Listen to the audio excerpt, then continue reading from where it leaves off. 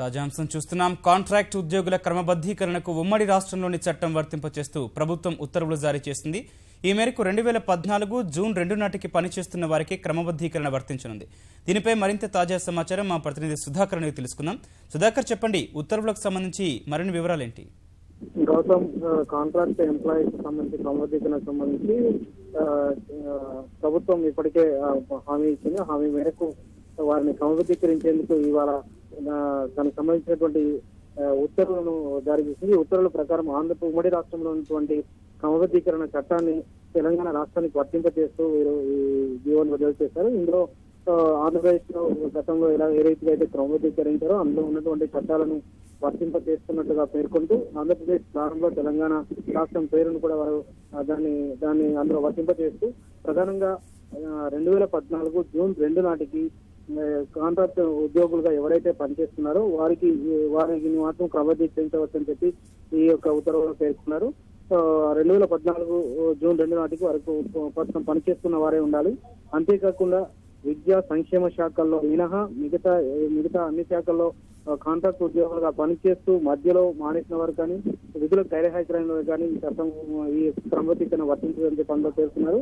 అయితే విద్యా శాఖలను సంక్షేమ శాఖలో ఉన్నటువంటి వసతి గృహాల నేపథ్యంలో ప్రభుత్వం సెలవులు ఇచ్చే అవకాశం ఉన్న నేపథ్యంలో 1-2 నెలలు అలా వారు విధులలో లేకున్నప్పటికీ ఆ సెలవుల కారణంగా వారికి మాత్రం అవకాశం కల్పిస్తూ మిగతా ఏ శాఖలో పనిచేసే కాంట్రాక్ట్ ఉద్యోగులైనా విధులకు గైర్హాజరై ఎక్కువ కాలం ఉంటే వారికి ఈ క్రమబద్ధీకరణ వర్తించదని చెప్పి అందులో పేర్కొన్నారు. అదే రకంగా పెద్ద ఎత్తున క్రమబద్ధీకరణ ఉద్యోగులను చేస్తున్న నేపథ్యంలో రిజర్వేషన్ల సమస్య ఏర్పడితే ప్రస్తుతానికి శాఖల వారీగా ఉన్న ఖాళీల్లో పనిచేస్తున్నటువంటి కాంట్రాక్ట్ ఉద్యోగులను ఉన్న వారిని ఇప్పటికే క్రమబద్ధీకరించి అక్కడ రోస్టర్ పద్ధతిలో నియామకం చేపట్టాల్సి ఉంది. ఎందుకంటే ఉన్నటువంటి సామాజిక వర్గాల వారిగా రోస్టర్ పద్ధతిలో వారిని భర్తీ చేయాల్సిన అవసరం ఉన్న నేపథ్యంలో సామాజిక వర్గాల వారు లేకపోతే వారిని బ్యాక్లాగ్ పోస్టులో కలుపుతూ మరలా వారిని కొత్తగా ఎంపిక చేసే పోస్టుల్లో బ్యాక్లాగ్ లో చేర్చాలని చెప్పి కూడా ఈ ఉత్తర్వులో పేర్కొంది.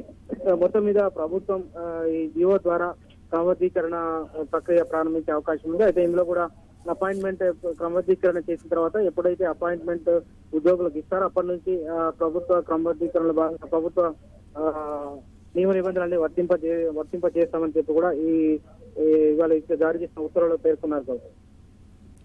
ధన్యవాదాలు సుధాకర్.